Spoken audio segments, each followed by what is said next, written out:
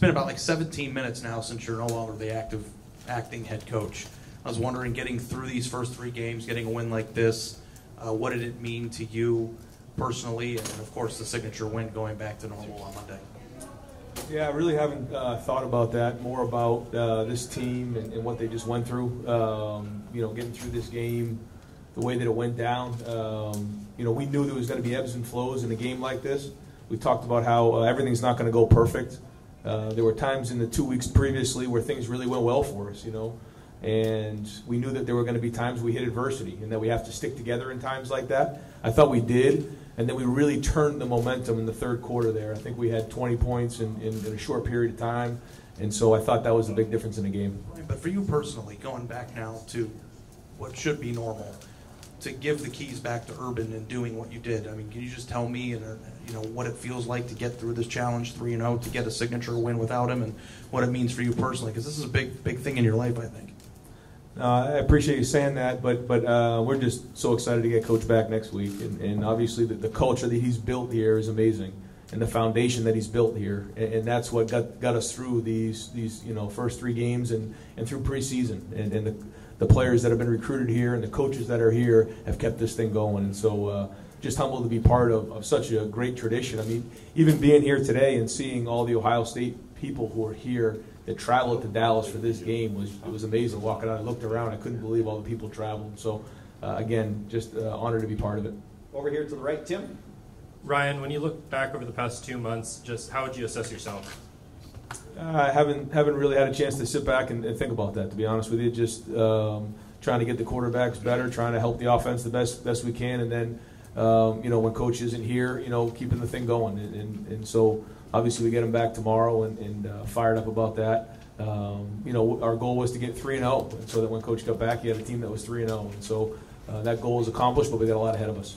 And then Dwayne hadn't really faced pressure like he faced today from a defense. How would you assess his play? Dwayne's? Yeah. Yeah, this was a test to see kind of where he was at. I thought he passed. There were a couple times he scrambled, took a shot. He scored on the pull down in the red zone, took a couple hits on a couple sacks early in the game, hung in there, made some big throws, and again, worked through some adversity along the way. Over to the left, Clay. Ryan, was there one touchdown bigger than the other in that 20-point spurt in 4 minutes?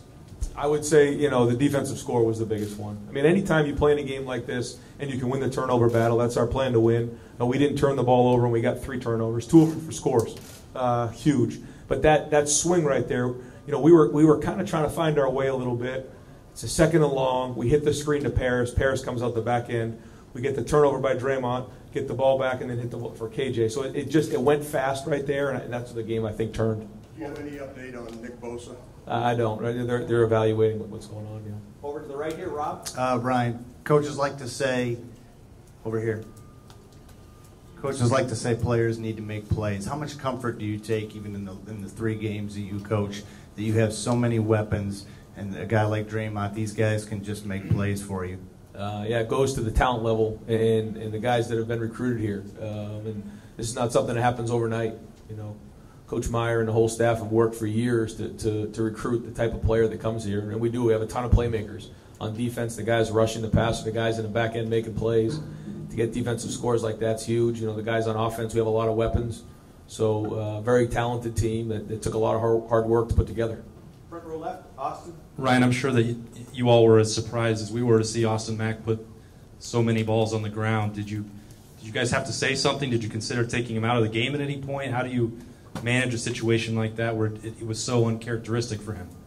Yeah, I mean, Austin's usually a reliable guy, and the big thing we talked about going into the game was that you heard the guys talk about it, that this was going to be a fight, and then when you go into a fight, sometimes you get hit, and when you get hit, you can't flinch.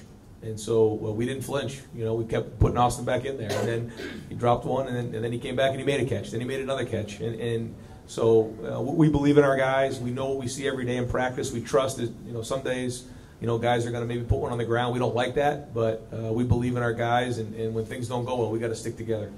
Over here to the back, Steve. Coach Steve Hellwagon with Bucknuts 24/7. You've been around football a long time, and this team has some big aspirations this season, ranked pretty highly and everything. Just how important And what kind of growth do you think this team will get out of being in a situation down 8 points in the third quarter?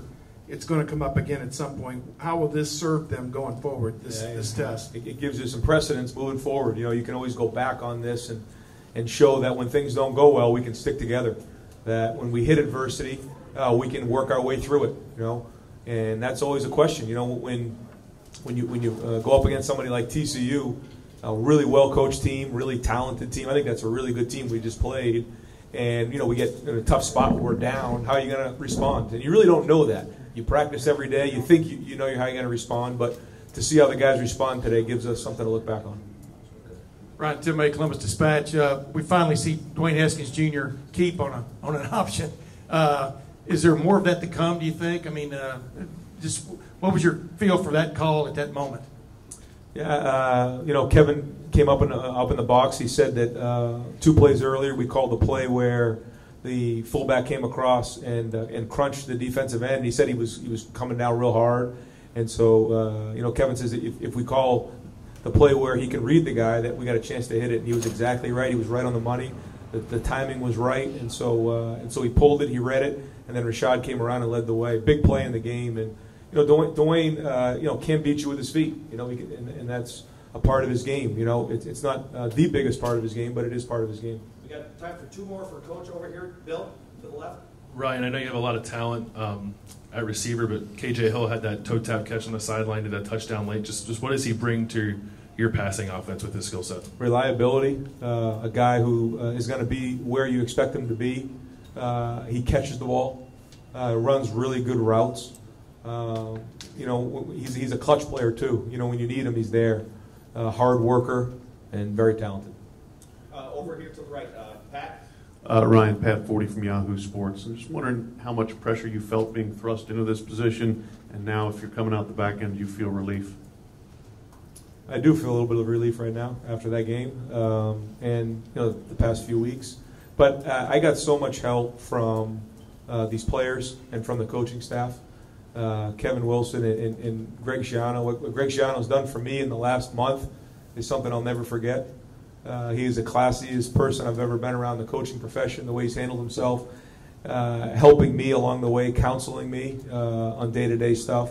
And then just the way that, you know, the defense played today, I couldn't have been happier for him in that defense. So, yeah, a little bit of relief, but still got a long way to go here.